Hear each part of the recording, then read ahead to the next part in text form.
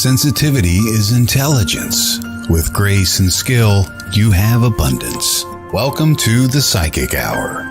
Host Kelly Brickle is a psychic medium healer, numerologist, and teacher.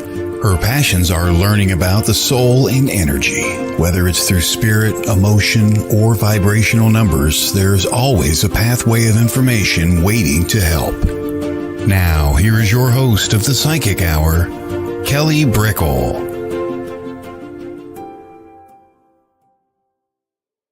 Hello, welcome to the Psychic Hour on WLTK-DB. Let's Talk Radio. I'm Kelly Brickle, and this is the Psychic Hour where we talk about all things spirituality, psychic mediumship, intuition, healing, soul growth. And we have Susan Schueler on the show today. We'll be interviewing her in a little bit and diving into just discussion on her life. That's why I love this show. So many different soul journeys that get to be expressed and talked about. And this is a platform where we can have discussion, whether it's, the guest or directly with people just popping down questions and chatting and sharing their experiences. So I love it. The topic of the day I wanted to dive into, because we always start that way, is about soul growth. Soul growth. It's such a unique experience. We can't avoid it. We really can't. We're always learning. Every day is new. So we're uptaking these unique and new vibrations, and some of them are fantastic and exciting. And some of the people we meet are wonderful and they're encouraging and doors open. And then we also have the flip side where the feelings are confusing, or we don't love the people that are surrounding us. They don't feel supportive, or we feel isolated. And regardless of what we're given or what we find ourselves in, and we're always in cycles where we get the good, the bad, the ugly, the glorious, the confused. So we're always in cycles. That's human life. I think that furthers, the understanding of it could change tomorrow. It could change next year. Just keep going.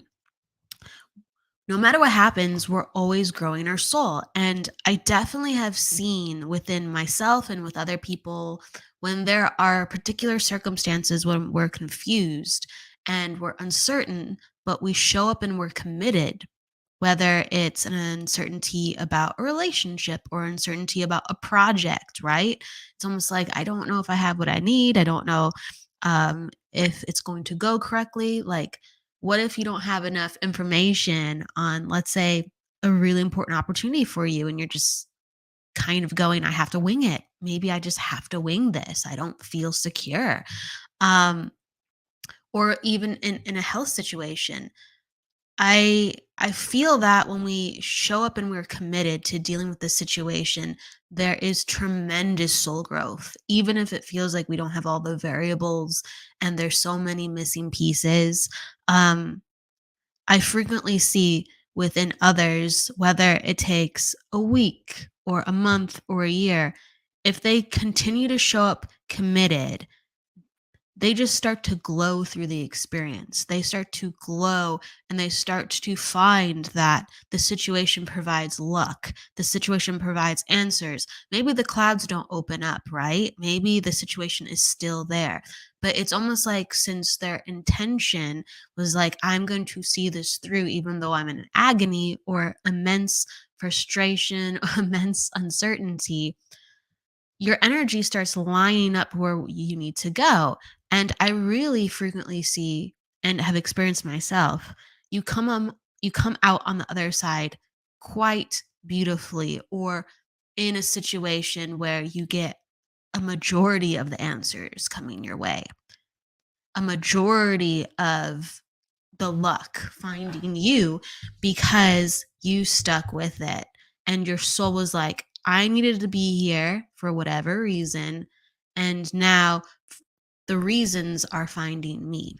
And there's immense just relief, there's immense satisfaction, there's immense, like, just a sigh, right? And that's really the number one thing, is like, if we don't check out, if we don't let go, if we don't avoid, a lot of things actually very much blossom, because the energy of the experience that you are in turmoil with, it's amping up to do something else.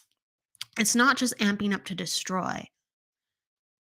The world is full of destruction and creation. So if you feel like there's systems, beliefs or situations destroying in your life, or people destroying what you have within your life, if you continue to work through it, the truth of the matter is the way that we live is about creation and destruction. So new things will be created. And if you are intensely showing up, you will intensely create. And that's why I see so many blossoms and I see so many people glow when, let's say, they look like they've been through a shipwreck and they look tired, they feel tired.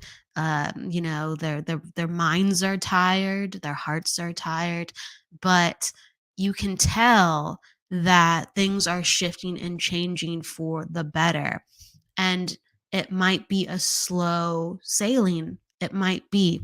Um, but we're given emotions and we're given situations. And I do think, we should show up as passionately for the uncertainty as we show up as passionately if someone hands us the golden keys to the city.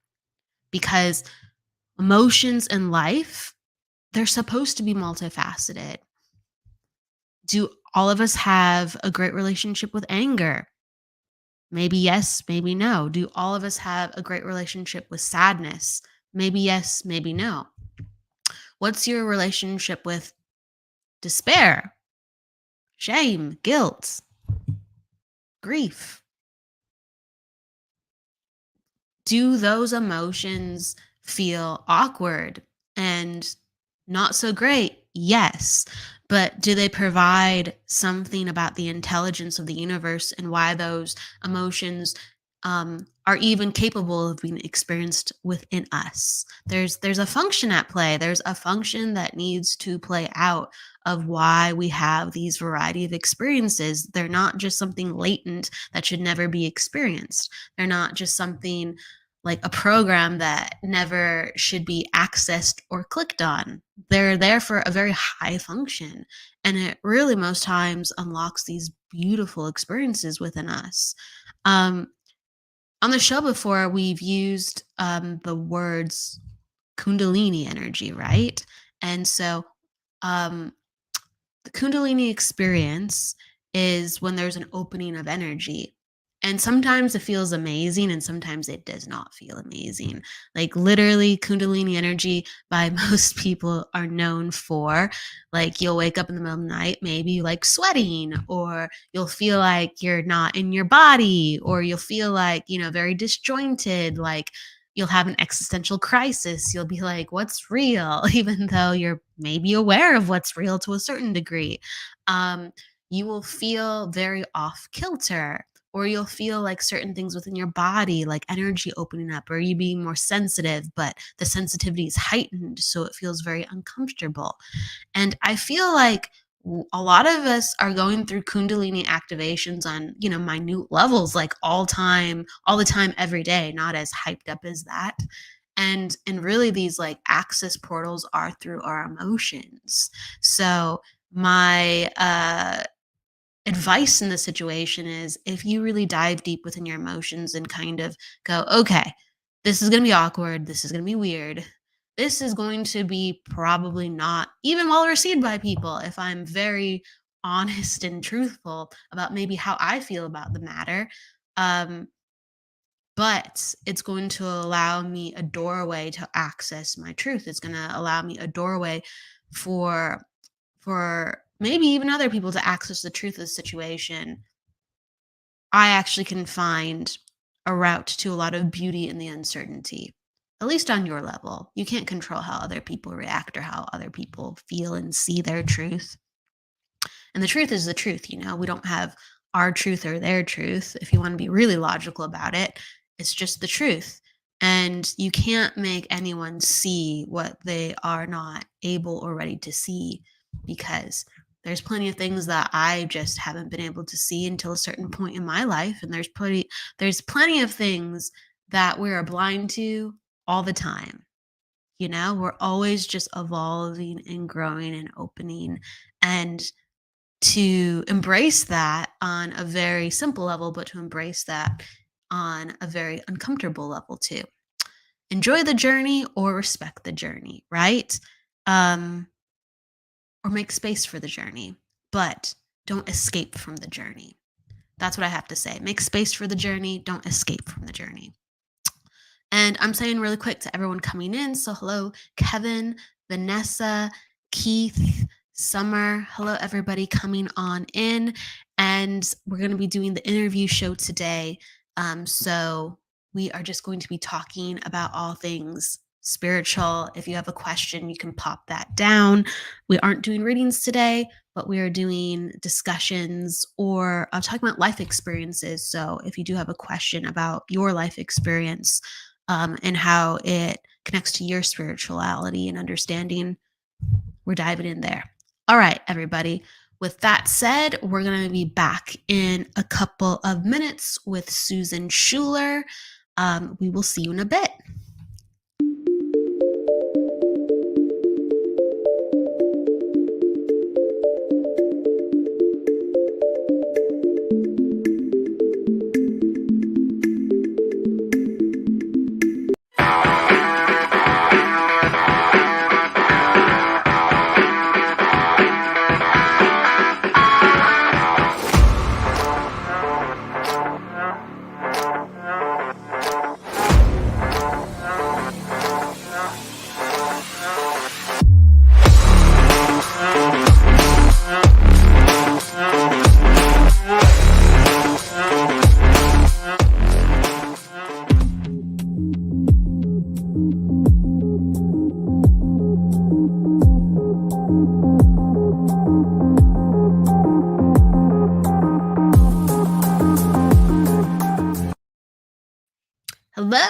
Hello, everybody, and we are back. Hello. Let's bring Susan on in. Yes. Hey, Susan. Hello. Hey, Kelly. How you? Nice to see you. It's lovely to see you too, Susan. How are you doing today? I'm doing very well, thanks. Excellent. I want to introduce you to everyone and everyone to be introduced to you. So everyone say a warm hello to Susan. Susan Schueler lives in Venice Beach, California with her 3 dogs and magical cat Merkaba. Susan does live mediumship and psychic demonstrations, private readings, including past life and spiritual assessments, as well as small group readings in New York and California. Prior to being a full-time psychic medium, Susan was a high school English teacher for 25 years and is now certified in psychic mediumship. Originally, she was in both New York and California, specializing in secondary education. She holds many advanced degrees and loves to teach others how to use their intuitive abilities, and therefore hosts several in-person and online development courses, circles, and workshops, teaching both adults and young people how to use their spiritual abilities. She is grateful and happy to serve mankind and the spirit world. Welcome.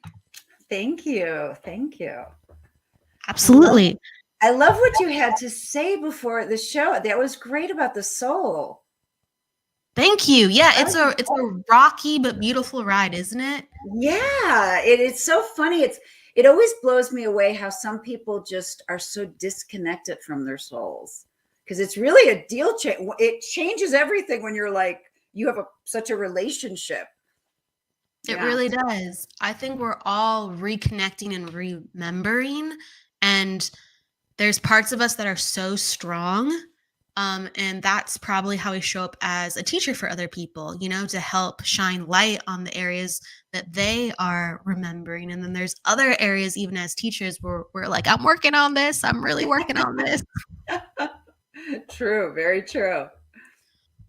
As a young person, because I like to talk about intuition at a young age, whether people, let's say, had that within their life or whether they came into it later. As a young person, what were some of your spiritual strengths? Oh boy. I feel like I always noticed a lot. You know what I mean? I felt like I was very much, is the case because we're empaths. We can be a bit of a chameleon, so we can sort of meld with most groups if we need it to be. I always used to joke how I could talk to a brick wall if I needed to. And my parents owned a restaurant and we lived upstairs from it. So I used to just be 8 years old and wandering around the dining room and talking to customers. You know what I mean? So I can definitely say that that was a strength. And I know it was using my intuition at a young age when I didn't know how to label that. Yeah. As a young person, I can say there were a lot of things that I don't know that I would say they were necessarily strengths. It was more at the time, it seemed like, seeing spirit people when you're really young, that doesn't feel like a strength. That's terrifying. Yeah. So I don't know if I would call that a strength. Well, it's like a strength now that you go, oh, I was able to have that kind of information. Maybe I didn't understand it, but that was accessible to me. Right. Absolutely. And did you understand then, because you just mentioned I was seeing, people that passed. Did you know at a young age that you were seeing just that? Well, in our restaurant where I grew up, it was a very old building and we had this dark, creepy basement. I mean, so creepy. It had like stone walls and dirt floors. And so I used to have to clean parts of the restaurant. And whenever I'd be down there by myself, my father, sick sense of humor, thought it was funny to shut the lights off. So there I was, like 6 years old, he's shutting off the lights, having a good time with it. And I could sense people, what seemed to me like people off in the corner. So what I actually started doing at a really young age is just starting to have conversations with them because it helped me to not be as scared. And it wasn't until years later that I realized that they were real people. I wasn't making it up because, as you know, it's like so many of our psychic and mediumistic abilities come in through our imagination. Yeah. Until you go, what exactly is that? Exactly. And feel a connection. Yeah. Wow. So when you had conversations, did you feel like it was your imagination when you were a kid where you're like, no, there's somebody down here? I knew there were people in the basement. I absolutely knew there were people in the basement. I remember telling my family members there were people in the basement. My sisters felt it as well. My mother thought we were nuts. My father just liked to tease us. But I mean, and all through the house, I mean, there was a lot of really paranormal activity where I grew up in the biggest kind of way. And as you know, as psychics and mediums, because we're like that, it tends to follow us. So I think they realized that I could see them. And then I think when I was about 11, I started hearing voices. And I remember sitting in the restaurant and it wasn't like one voice telling me one thing. It was a loud din of voices, like everybody was hollering at me at once. And I was like, oh my God, don't you hear that? And people are looking at you like you're nuts. Yes. That experience of all of a sudden you can hear, that would take me aback, right? Like, what is going on? And thankfully, I mean, my parents were never around, but thankfully I knew to keep my mouth shut or they probably would have medicated me because I mean, I'm sure several people. I know so many mediums who were medicated.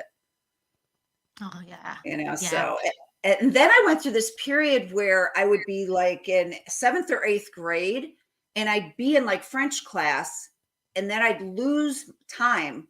And the next thing I'd know, I'd be home and I would have no recollection of how I got from point A to point B. Yeah. You were just in the zone. I don't know what was going on. I thought I was losing my mind.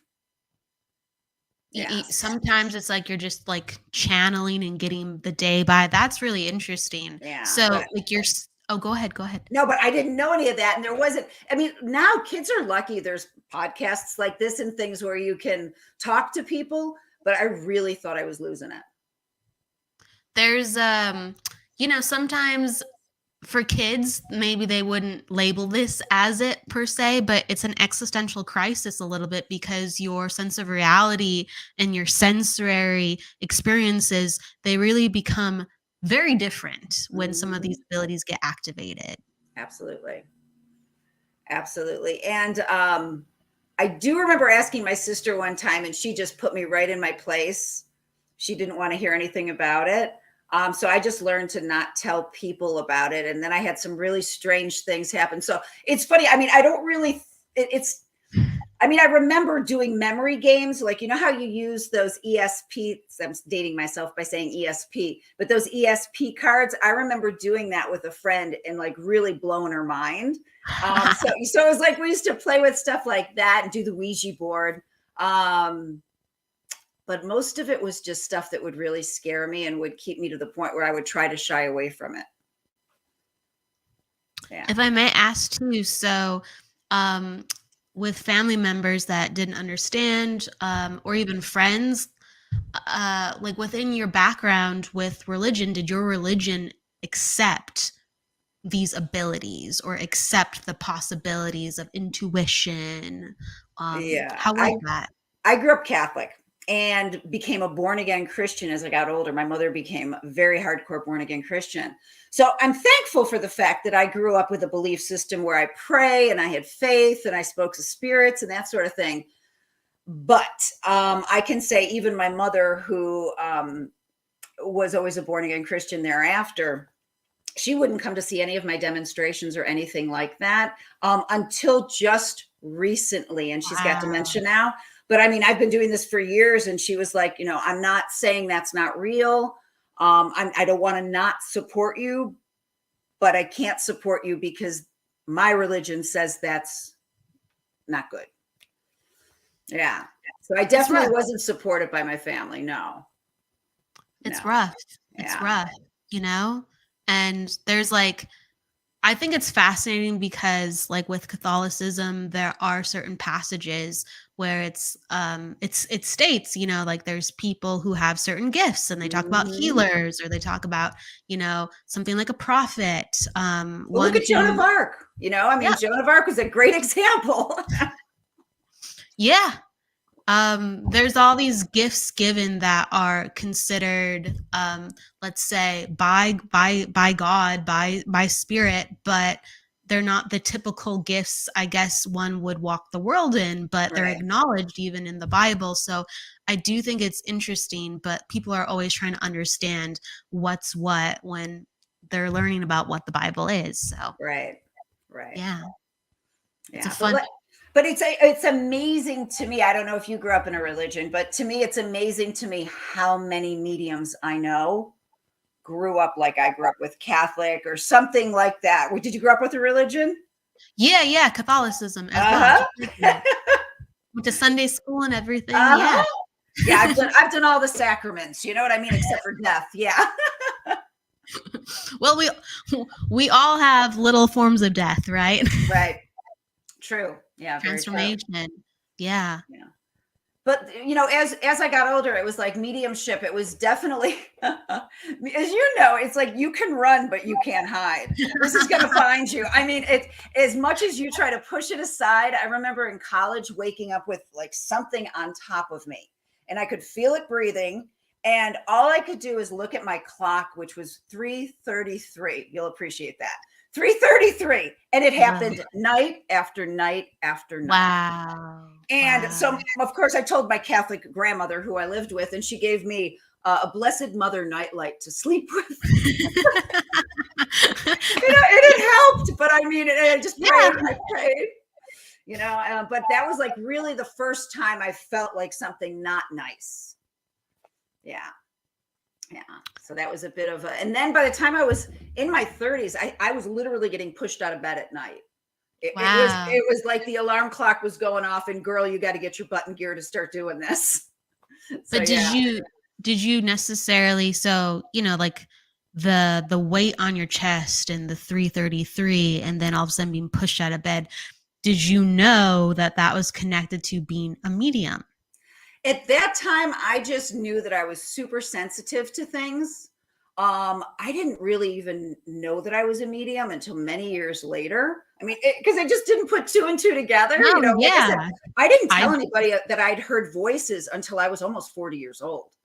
You know, it was just that sort of stuff. Yeah, it's like I'm not sharing that with anybody. You know, I was saying that. Yeah, it's like I don't want people to think less of you. You know, and now I just talk about it freely. I don't really care, but years ago. And we're lucky things are much more open about this than they were 30 years ago, 20 years ago.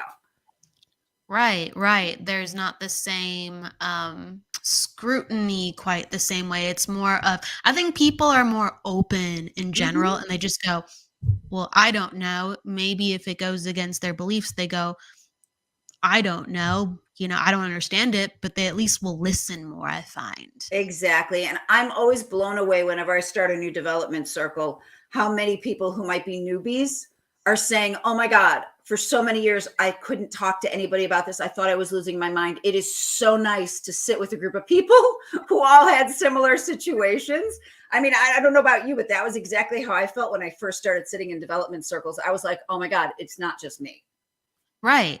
Right. And I'm very passionate about just communicating that this is way more normal than a lot of people give it credit for. Absolutely. And we all have very different abilities. So sometimes the normalcy gets overlooked because it's like, oh, not everyone will hear things. Not everything will be about the feeling or the scene. It could be something really random. But people have these extraordinary gifts where information comes to them. And just because they don't hear their exact way of how it happens within another person too, they'll kind of just go like, I guess I'm crazy. Yeah. Right? Or it's just a figment of my imagination. Yeah. Well, if everyone, let's just say everyone just psychically and mediumistically just saw, they didn't do anything else, but they just saw, I think we would come together so much quicker because we would be talking about, oh, seeing is a thing. Yeah, we all do that. We all do that. Right. Yeah. Yeah, absolutely. Yeah. So are you very, can I, go ahead. No, go ahead. Go ahead. Ask what you're going to ask. We're very excited to communicate. You mentioned hearing things at your parents' restaurant and that being activated. So are you a strong hearer today? Are you very audience? I am now, but I wasn't when I first started. That was probably one of my later clairs to kind of tap into. I hear other people's voices, like I'll hear my guide speaking to me, or I'll hear somebody else's guide speaking to me. But I have to say more than anything, and this took me a while to figure out, because of my literature background and being an English teacher, it was all about words. So I thought for the longest time I was being clairaudient, clear hearing, when I was actually seeing words. Yes. So for me, yeah. So I saw words, I saw quotes, I saw, songs. I actually see the title of the song rather than hear it. Now I do both, but it kind of started off more clairvoyantly.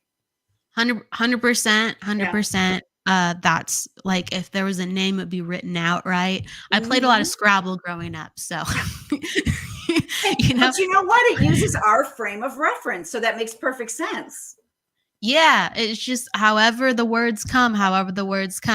But yeah, I loved words. I can relate to you, and so some of those experiences would be more leaned into, right? It would just be a knowing, or it would be a visual rather than hearing it.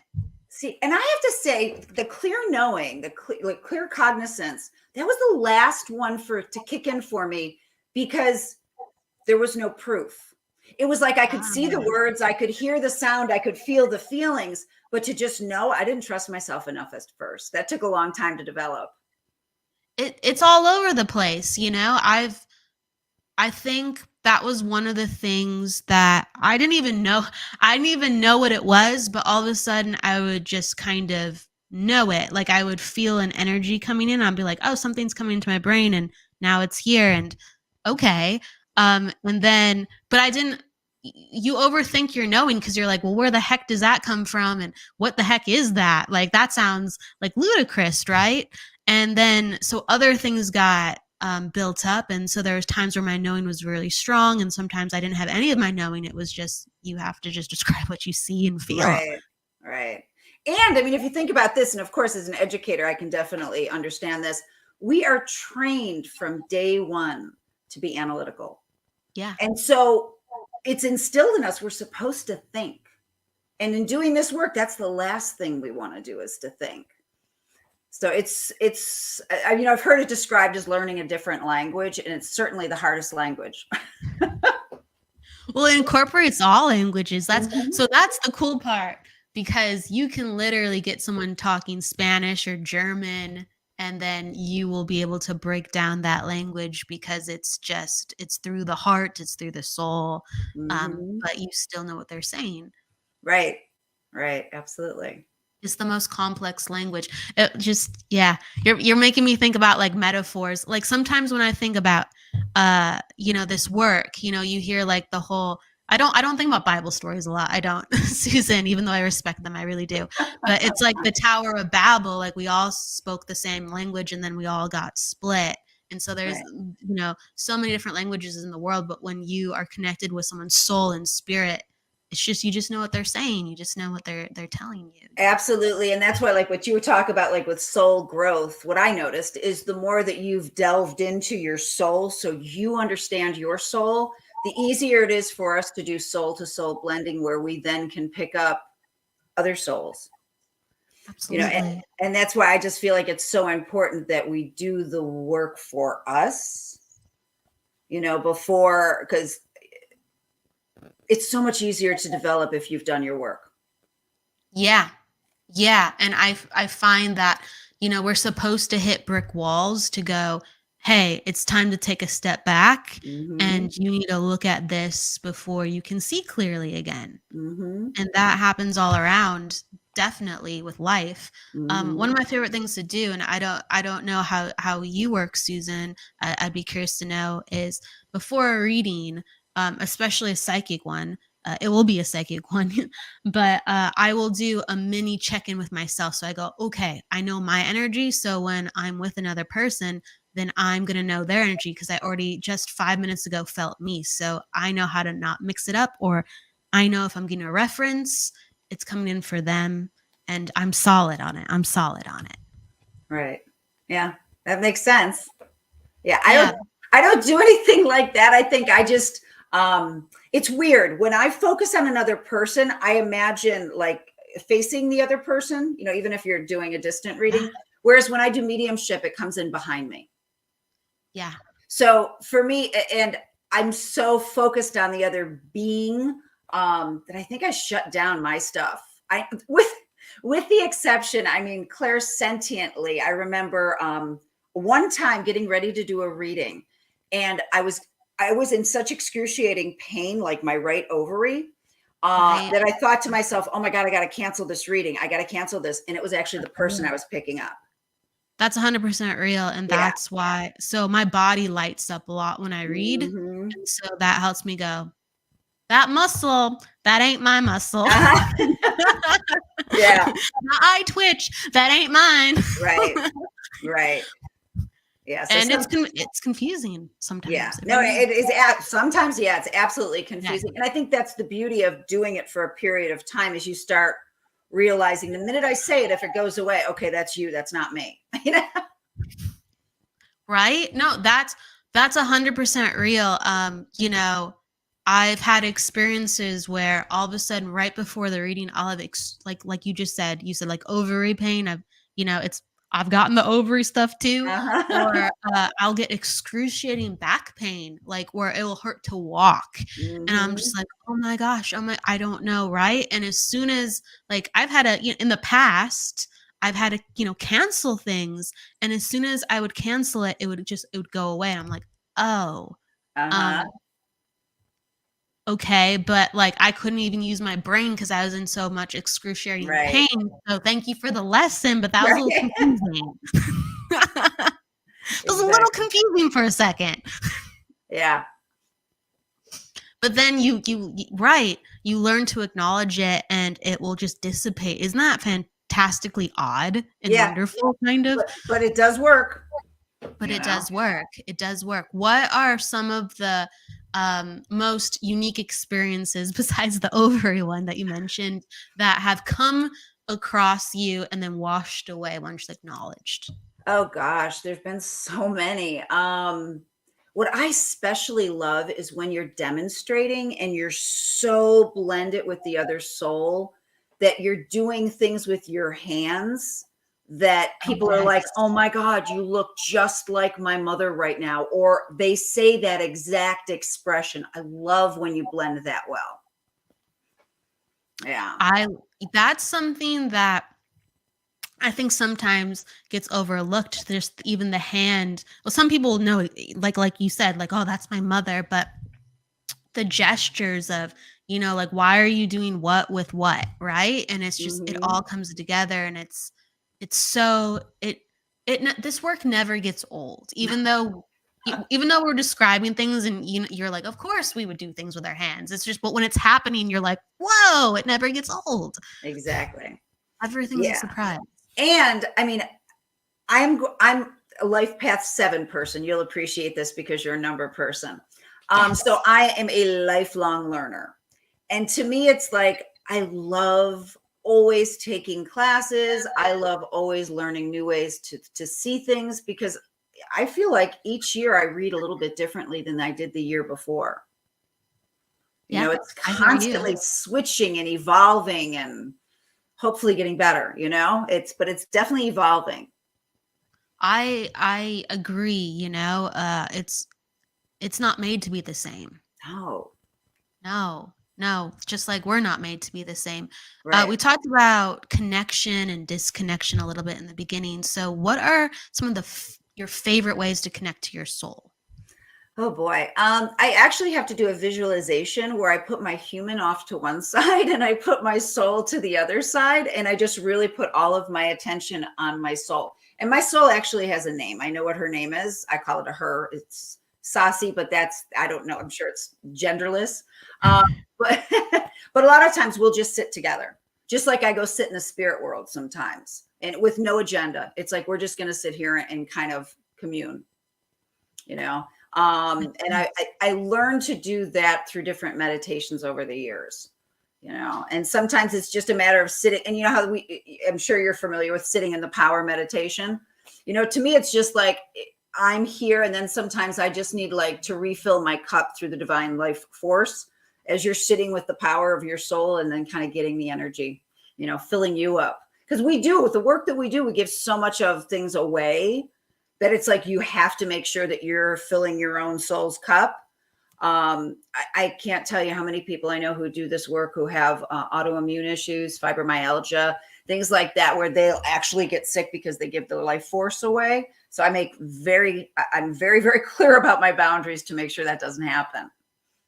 Absolutely, to refuel. And I do think we take on energy, we don't even mean to sometimes, but I mean, I think everyone just does that so naturally. You share energy. That's why you have empathy with people, or that's why you can relate to someone's, story, just sharing time with people, sharing energy. But when we are doing this work, we're so much more open to receiving that things will kind of just stay, even though we think they're gone. And so we need that like sitting in the power of the awareness of self, like, what have I taken on? Absolutely. And I mean, doing demonstrations when I was married, my ex I'd call and say, I'm on my way home. He'd be like, okay, I'll run the bath water, knowing full well I would get in the house, take a salt bath, and he'd say, I was washing the dead people off me. And we kind of joked about it, but it's like, I'm a salt bath freak. I mean, I take at least one a day, and it's just definitely that. It's like, I want my energy to be my energy. Yes. No, I'm water and salt. I'm a huge fan of it. What it can do, it purifies, cleanses. It just makes you feel like yourself again. Absolutely. I'm a huge proponent. I like nearly every show, I'm like, water and salt, water and salt. And use lavender, it, everybody. I have to say, I'm just a freak with lavender. What does lavender do for you? Lavender raises your vibration and it clears you off. A lot of times I'll take lavender oil and sage oil and put it in my tub too. It's really nice. Yes. Yeah, it's really okay. nice. I can understand that. That is really nice. I'm a big fan of rose, like rose that's water. So high vibrational. It's good stuff. Or like, we all have our favorites. We all have our favorites, right? But essential oils, what they do, I agree, are fantastic. there's a question here. And so Susan, someone's asking, um, feeling emotions and the pain of others. What is that? Is that a part of being an empath? Oh, I would definitely say that's part of being an empath, but it's also when you're connecting soul to soul, you're going to feel that. I think we all have tendencies of being an empath. I feel more like I'm highly sensitive rather than an empath, because I don't necessarily take it on as my own. I feel like you can feel it, but you don't have to take it on as your own. To me, Yeah. those are part of the boundaries I've sort of developed over the years to make it just healthier for me. Yeah. I Yeah. can understand that. I can understand that. I think some people are very naturally much more that. Hmm. You can just see the way that they act around people. Like almost like they can't help themselves. They need to help the person because they just feel so like it's so personal to them, right? Hmm. So definitely get to know your boundaries because other people are so much more pulled to others. Um, and yeah, like I feel empathy for people, but I don't think I'm primarily an empath, just like you. Yeah. Yeah. It's just, I think growing up with my family, I probably wouldn't have been allowed to. I was probably yeah. beaten out of me, just because No, seriously. they're just straight shooting people. But it can be really hard, especially, and I'm sure you picked this up too, Kelly, when the collective consciousness, when there's something big going on. I definitely will feel that. That's why even today I've been feeling kind of blue or depressed, and I don't usually get depressed. And I'm like, what's going on collectively? Like, there's got to Right. be something that I'm picking up right now. So sometimes it can be like that, where it will feel it like for me. Right. And that one can sometimes, that one is a little bit more confusing to me sometimes, like where I go, well, where is this coming from? And I know that sometimes when there's certain types of, there's always stuff in the news, but when there's certain types of things in the news, like, sometimes like with like school stuff, unfortunately, Oh, if I yeah. feel like there's something bad that has happened at a school for whatever reason, I will wake up that day and I will have a certain type of feeling like, gosh, it just feels like something's off. It just feels like, Mhm. there's these certain events that make us feel certain things. And so I really believe that it does affect the collective so deeply. And sometimes people are pulled to when more so when certain things are happening. Um, do you have a certain feeling that it makes you feel, or you just go, I know something's off? Oh, like today, I knew it was the collective consciousness. I knew it wasn't me. Sometimes it can feel like I know this has something to do with somebody I'm very close with because I'll feel it in my Yeah. third chakra, and it'll be like, okay. I had an uncle who had a liver transplant last year, and I was feeling that the whole day he was having a liver transplant. I'm like, please don't let this be like an omen about something bad happening. I mean, it worked really well and it was fine. But I think I was just feeling a lot of the trepidation of everybody in my family. That's real. No, Yeah. that's real. Have you ever like felt with other family members, like when you're around them, you pick up certain, I guess, stuff that that they have going on physically at times? Absolutely. Yeah, absolutely. And especially, it's kind of interesting. My mom, I'm back in New York right now, taking care of my mom and helping with her. She's got dementia. And when I first came out here, I've been here since February. I was like so confused feeling. I was like just ditzy. And I swear to you, I was picking up the way my mom was thinking. And she's a sugaraholic. I mean, the woman Ooh. eats so much candy. I was craving sugar. I was like, I couldn't get enough candy bars. I'm like, I'm gonna leave and go to California weighing 20 more pounds. And I swear it's because I was tapping into my mom. Yes. No, I Yeah. believe that. I believe that. We start to become in some ways what the energy is around us. And sometimes it can be really great. And sometimes you're like, whoa, whoa, whoa. Exactly. And I'll even take that a step further. When I was married to a very low vibrational being, that was really hard.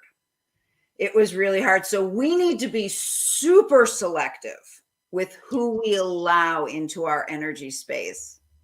Yes, yes. Um, it we do have boundaries and we can protect ourselves, but it's so natural for us to share energy as human beings that we shouldn't be constantly protecting and putting up walls. We should be very mindful, and we should naturally want to share energy with wonderful people who uplift and help and we relate to. Um, and it does make such a powerful impression on us. It really does. Mhm. Yeah, I have to say I've gotten, and maybe that's just being older, I've gotten very selective with who I let in my space. It's Yeah. yeah, very selective about that. It's a When you healthier way to be. It's a healthier way to be, and when you become so sensitive to energy, there's kind of no other way to be, I would imagine, unless, Mhm. we all have to be in certain situations where it's like, I wouldn't choose this, but I have to be here for A, B, or C. But Mhm. for the stuff we can choose, it's like I make all my decisions based on energy unless, Mhm. I'm not the foremost where I can. Uh-huh. Yep. Yeah. And even when, take this a step further, when I'm dealing with somebody on a psychic level, I'm reading somebody psychically, and they're intimate with somebody who's not good for them. It's like it's affecting you. You're sensitive. It's affecting you. You need to get out of that. You know what I mean? Because sometimes when I'm reading somebody and I'm in a situation like that, I'll actually get a visual of a skull and crossbones. Oh, yeah. I hear you. That's what it kind of Mhm. feels like, Yeah. right? It's like Yeah. this is depleting you so much where, Mhm. that skin and bones. Like, Yeah. Exactly. yeah, it's like you want to be life with life, not death with life. Mhm. No, I mean that's yes. I mean that's how can I put it? Sometimes people say like you want to be in a relationship with someone that you admire, right? Or someone you look up to because it's like you would want to match your vibration with someone equal or somebody higher than you because Mhm. you want to grow together and bring out the best in each other. And you would be like, wow, I want to learn more how to be like that. That's beautiful. That's amazing. Mhm. Um, and you share like on the intimate level, you share energy so closely, Right. And so I closely. found it really interesting. I'm going to say between 2015 and 2020, I had probably 8 medium friends who had long relationships and long relationships. It was like a medium, another one, divorce. It was like breakup after breakup after breakup. I was like, wow, energy clearly from days gone by, no longer matching. And it's like the powers that be clearing away what doesn't suit you anymore. And so Yeah, sometimes it doesn't serve us to hang on, to cling on to things that we shouldn't necessarily cling on to. Yeah. it doesn't. It But doesn't. yeah. But it was really weird. It was like just one after the other after the other. I was like, wow. I feel like so you said 2015 to 2020, right? That's what you Yep. said. The pandemic, the pre-pandemic and the pandemic, I think really shook up the last bit of it's like, are you awake already? Right? With like just being forced, like this isn't working. I Uh-huh. think, yeah, that was what do you think about 2015 created some of that? I don't know. It may have, well, I have to say 2012, everything leading up to 2012, it was like we Yeah. were on steroids. So, and then it was sort of like we were just settling in by the time we got to 2015.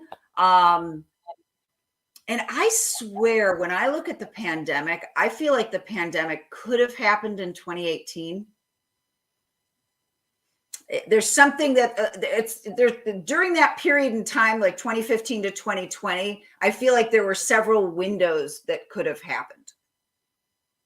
Yeah. I I believe it because I do feel like I don't know what it was, but it was kind of like around the 2010s, Hmm. uh, especially after 2012. It was almost like people started going back to sleep again. I don't know. It was almost like people were again suspended animation, and Hmm. it seems like things are so much more productive now. Is it Right. just me?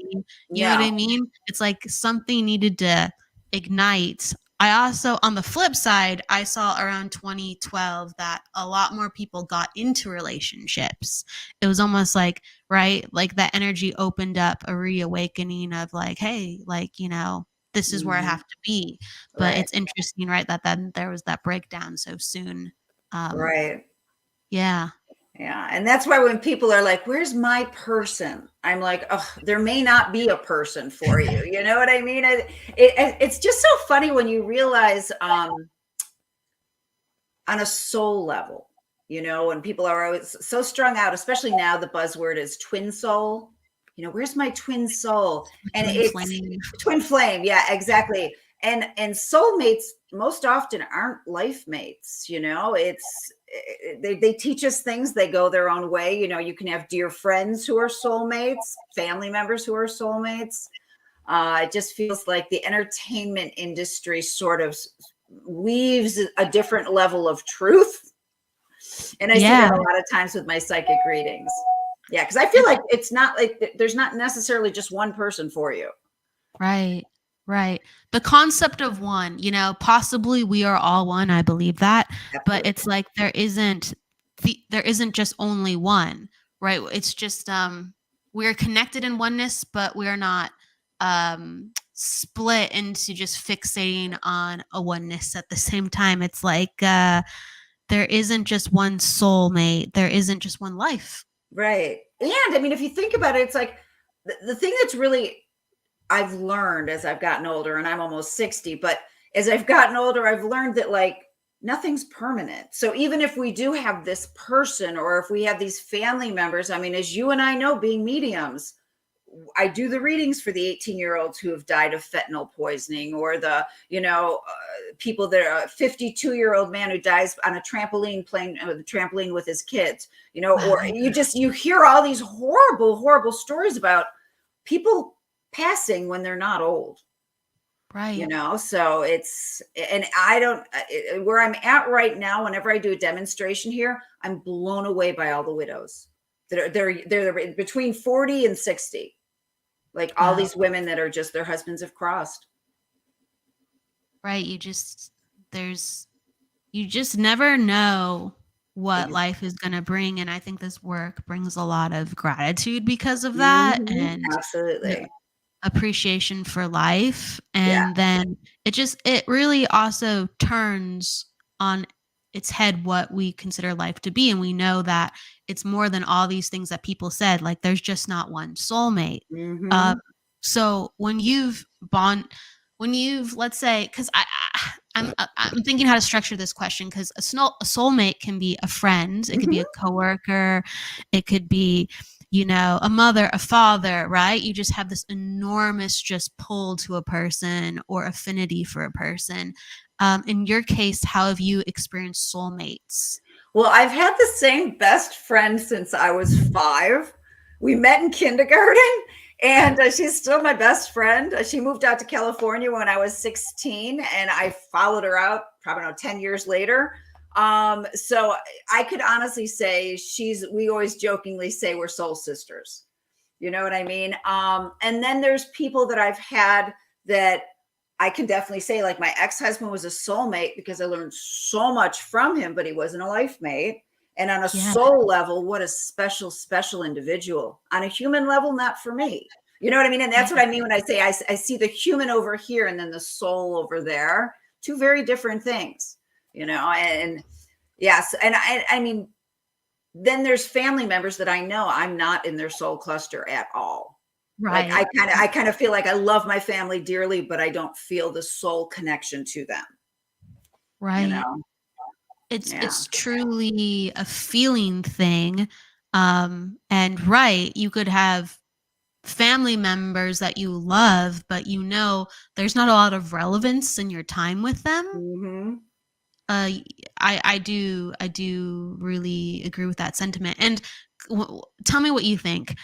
Like my kind of theory on it is, there's these soulmates that we have, and they come into our life for good or bad experiences. But before we come to Earth, it's like everyone kind of was working together. Hey, do you want to experience this together? Do you want to experience that together? And some of like the worst breakups or the worst relationships could be like from some of your best friends in spirit. Like, okay, I'm going to annoy the shit out of you. Oh, excuse me. I'm No, going to no, annoy I the hear crap you. out of you, right? That's how passionate it is. I'm going to annoy the crap out of you. I'll just choose to say that word because we're on air, even though normally I appreciate being very colorful.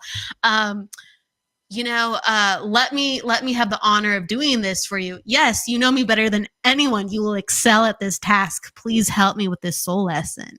Do you know, and I mean, it even goes further than that. Let me give you an example. And this helped me get through this situation. As you know, I think, Kelly, my niece was killed by a drunk driver. Okay. Very public case in the Buffalo area.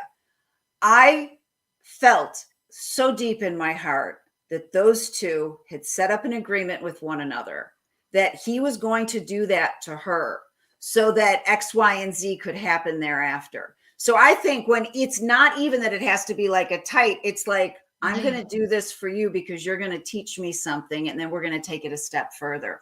I know that to be true. And you say that to most people and they're going to look aghast at you. But I'm like, no, I really feel like that was an agreement between those two souls. There are transformational or dynamic points within people's lives, and you better believe that they knew about it before they came to Earth. Like, okay, I'm going to be at this situation, and there has to be a cataclysm to make that happen. Where's that coming from? And that is pre-agreed upon. I totally believe that. I try to be very compassionate with people's understanding on how they can wrap their head around that. But I really do agree with that, Susan, because it's just everything I feel is divinely orchestrated. And so, things that make our heads spin, they're supposed to do that for a reason. Right. Right. And I feel like that's why I love all of this metaphysical stuff, because it's not like there's a right or a wrong, and my thoughts are constantly evolving. I mean, from what I thought last year, it's like it keeps getting tweaked, and I kind of like that. It's like you're on this evolution to just keep learning. And I love that. We're on the evolution, and sometimes the evolution goes, well, is there really even reason, right? I'll even flip side it, but I do think that there is this. I don't think this life makes so much sense, but when we step away, there is a greater life connected to this one, and that's the one that makes more sense. And this one's kind of like the stage. Absolutely. Where we try stuff out. So of course it's going to sound insane. Of course it's going to be like, why would you ever have a life like that? Well, that's not I feel like this is not our real life. In a way, it's like our soul training ground. Absolutely. And that's why I'm like, use your human in whatever capacity you want to use your human. Live out of that comfort zone, because your soul's going to learn that much more. And this is just like what you're saying. It's a stage. It's a stage for the soul to learn. It's a stage for the soul to learn. I also do feel like, it does penetrate our soul so deeply, these interactions. And so I'm very aware of what, karma does, because let's say we're like, well, your could make somebody wrestle a feeling or an experience for 3 lifetimes. Right. You know what I mean? Yes. Yeah. With the way that we share energy and go, it doesn't really matter, or I want to do this, whatever you, or if you were even just trying to be nice, but for whatever reason, like let's say you're just trying to be thoughtful, but for whatever reason the interaction gets misunderstood, and the ramifications, it's that's why I do think it's so important to be thoughtful, even though this is all just a stage. Right. And did you read any of the Michael Newton books? Like Journey I'm familiar with them. Okay. I'm familiar with them, but I haven't. In Destiny of Souls, he interviews, I should say, hypnotizes all of these different people, and they talk about similar things that happen once they cross over into the in-between. And across the board, as they're crossing over into the in-between, they have this like review your life type of thing. And as they review their life, they have to like see everything and understand how they hurt everybody. And then the second part of it is they review it again but then they have to feel all the feelings they made other people feel. And if you think about how powerful that is, if you know that you're going to have to go through, and it's not like a selfish thing of, oh, I don't want to feel the pain, but we affect so many different people in ways that we just never, ever know. No. Yeah. So it's kind of powerful because, because I see that a lot of times with people when I'm talking to the spirit world, where they'll say, I had no idea, to their loved one. I didn't know how much that bothered you. It never even occurred to me. Right. Yeah. Right. Or it's like, toughen up. I knew it bothered you, but I didn't know to what extent. Like I had no I had no idea really. I think it's understood on that soul level. And I like the Michael Newton's way of describing how we just so intimately experience others on the other side. Yeah. And I have to say, with this type of work, that was sort of the vehicle that got me into all of this, was past life work. Like I said, I didn't want to, honestly, I remember one time taking a class with Lisa Williams, and she said, well, when you start doing readings, and I was like, I'm not going to do readings. Are you out of your mind? Famous last words, right? And here you are. Yeah, exactly. Well, what do you feel that led you to past lives? Well, I read, my mother on her bookshelf, this book came out in 1975 called Life After Life by Raymond Moody, I think his name was. He's still alive. And it was all about near-death experiences. And it made me start thinking about reincarnation. I maybe was 10 or 11 when the book came out. And it just intrigued me, and it really sucked me in. And then I remember seeing a Barbra Streisand movie called On a Clear Day You Can See Forever. And it starts getting into her being reincarnated. And it just felt so right to me. It was like it just resonated with my little 10 or 11-year-old self. Yeah, it was weird. Oh, no, that makes sense. And so within readings now, how do you start to, whether it comes in through, let's say, a mediumship reading, or if it's its own reading as a past life reading, how does that experience start to open up with your knowing of what's in the other person's a soul lifetime, excuse me? Yeah, the past lives that I begin to see on another person are always in direct correlation with things that are going on in their current life. Always. I don't just randomly see, something. But the way that it worked for me is, it actually started when I started doing hypnosis to do my past lives, where I would see one object. I remember the first time I did it, I saw a lion door knocker, you'd have on a castle door. And that was the only thing I saw. And I'm like, why am I seeing this? And all of a sudden it was panning back, like a camera started panning back, and I started seeing the whole scene. And so I don't know why that's the way it worked for me. And so when I start connecting into someone's, I'll just start panning back, and all of a sudden it's almost like you hit the movie reel, and all of a sudden I'm seeing a movie reel. And I'll start seeing something, and I'm like, okay, this is past life, because this is not this person's life, but this is them. Wow. And it's really cool. And I know some people will tap into the Akashic records. To me, that's just kind of the way that it flows.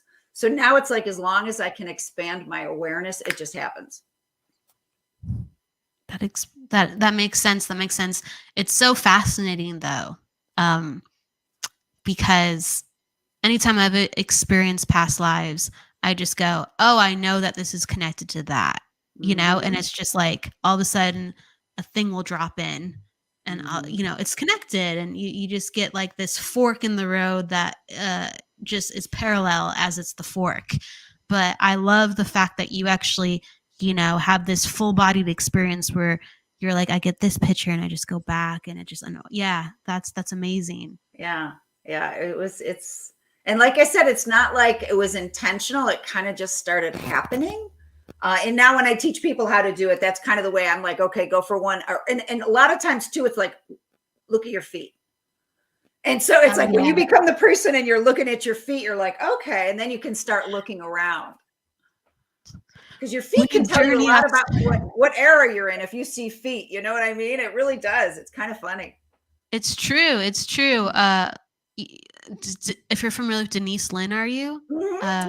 She's wonderful, and she does like past life regressions with groups, and she'll like go, we're gonna journey through the mist, and as the mist clears, look down at your feet. What are Oh, you wearing? Yeah, like yeah, start it's to work true. your way up. Yeah, it's true. And like even like when you look at the clothing, I mean, I've seen things where I'm like, okay, and I didn't even know this was a thing. I'm like, okay, the arms aren't connected. They're like the arms of the clothes aren't connected to like the bodice. They were like separate pieces. And I did Oh research yeah, yeah. afterwards. I'm like, did you have separate pieces? And I think around the 1600s you did. That was how your clothes were made. I didn't know that. Yeah. You know?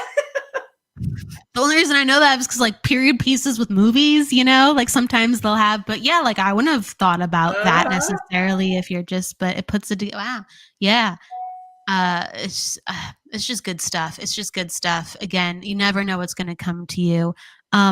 May I ask first, one last question, and then I'm going to ask you about what events you have coming up and how people can be a part of them and where to find you. We have another question. Someone says, how do you know when you're entering a new level of vibration? How does it feel, and where do you feel it the most? I think they're saying. Where do you feel it the most? What do you mean a new level of vibration?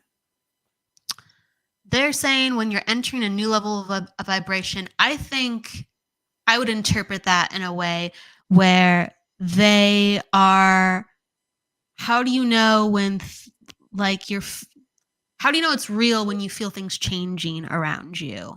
How do you, what are some of the signs that you're changing? Meaning me personally or when I'm doing work?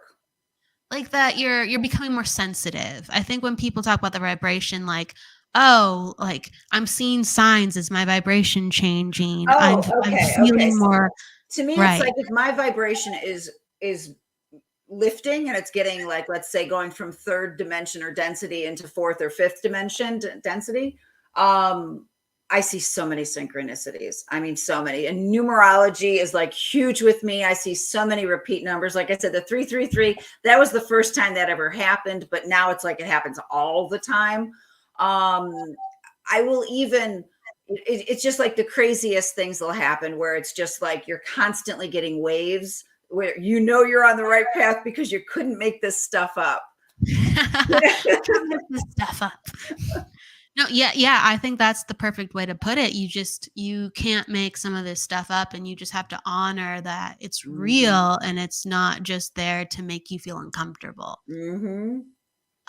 It's not there to make you hide and to shut down, because then it's going to get you can't escape it, like you said earlier, Right. Susan. Like you're like, it's gonna come and find you. Like it's a part of you. Like it's meeting you because it's a part of you. Yeah, if you're meant to do this work, I mean, and I look at it every morning when I wake up. I'm like, let me be of service to the spirit world. Let me be of service to mankind, and let me serve my soul's purpose. I say that every time I sit down to do a reading. And so to me, it's like, if we're doing it, that's such a high vibration. That is, it's such a altruistic. Yeah, it's extremely altruistic. It really is. Everything is actually very helpful, even though it might feel very confusing and scary. Everything is, this work is about like truth and finding new streams of information that leads us to the truth. And the truth is helpful. The truth is kind of scary sometimes, but the truth is helpful because it is what it is. And when we know the way things are, everything just flows. There nothing's blocked or unencumbered. The light is shown on things, and this work's all about being enlightened. Things coming to light. It's very important. I'm very passionate about the truth. Or Oh no, I'm with you 100%. You would be, as a life path 7. That's all about wisdom and finding the truth. Yep, absolutely. It gets you out of bed in the morning. So I want people to come find you. So what events do you have going on, whether it's demonstrations or classes or a private reading? Where can people find your social media, your website? Okay, my website's pretty simple. It's just mediumsusan.com. Nice, easy, mediumsusan.com. I am actually on hold for a few months with my teaching, just because I'm back east helping with my mom. But I will be jumping full force come September. On Tuesday night, I have a circle on Zoom. On Wednesday afternoon, I have a circle on Zoom. They go for 4 weeks. And then I have a Wednesday in-person circle in Santa Monica. And then I'm in the midst of planning a demonstration at Santa Monica Playhouse. So that'll probably be the last week in September. You're going to be really busy. I'm going to be really busy. Really busy. And I do one-on-one readings all over the world with Zoom and on the phone if you're in the States. And all of that can be booked right at mediumsusan.com. And are you Susan Schueler 111 on Instagram platform? Yeah. Yeah, on Instagram, it's Susan Schueler 111 on Instagram. And then it's just Psychic Medium Susan Schueler on Facebook. Okay, perfect. Yeah. However people want to reach out. And it goes by so fast, I always say. But before we kind of leave, I asked the guest if they would like to share a piece of wisdom or something off the cuff. So some people do poetry, some people pull a card, some people just say, I wrote something before I came, or some people just say, this is in my heart right now. So it's whatever you just want to share. I'm going to share with you something that came up in several of my readings today. The art of detachment. And how important it is to not attach ourselves to outcomes. Because what do they say? With attachment comes suffering. And to me, it took me a long time, especially when it came to like the idea of my making goals. And at the same time, having goals and wanting outcomes. But I think it's sort of like that song, you got to roll with it. Life is so much easier if we just roll with things. And whether that means, you don't try if a relationship's not working out, you let it go. If, you feel like you're not supposed to live here anymore, you let it go. You just roll with it, because I just think sometimes we as humans are clings on to things when we should just let it go. And I think letting it go can be a really big challenge if we don't learn to detach. Yes, absolutely. I'm just thinking about it I think, detaching it's so interesting, because we have to almost be personal in this life to a certain extent, right? Mm-hmm. Because when we're so detached, we're like the universe, right? We just are, mm-hmm. But we've come here in a certain form, but yet to detach. Mm-hmm. And so often, I'm sure you see this all the time too, where it's like, everybody wants to know, how am I going to get to point A? How am I going to do it? And it's like, no, you're focusing on the wrong thing. It's not how you're going to do it. Just have faith it's going to happen. Just go with the flow and enjoy the ride. I have a surfer friend of mine, and he's always like, when the wave starts coming, man, you can't fight it. You got to go with it. You're either diving down or it's killing you. It's true. Go with the waves. Yeah, seriously. Go with the flow. With that said, Susan, that's amazing advice and a way to see life. Thank you so much for being here. I so enjoyed talking to you. I could talk to you for another hour. For real. Please, everybody, don't forget to tune in later this week for the Friday reading show. But until then, go with love, luck, light, and we're so appreciative of Susan being on with us today. Please don't forget to live. Take care. See you on Friday. Bye.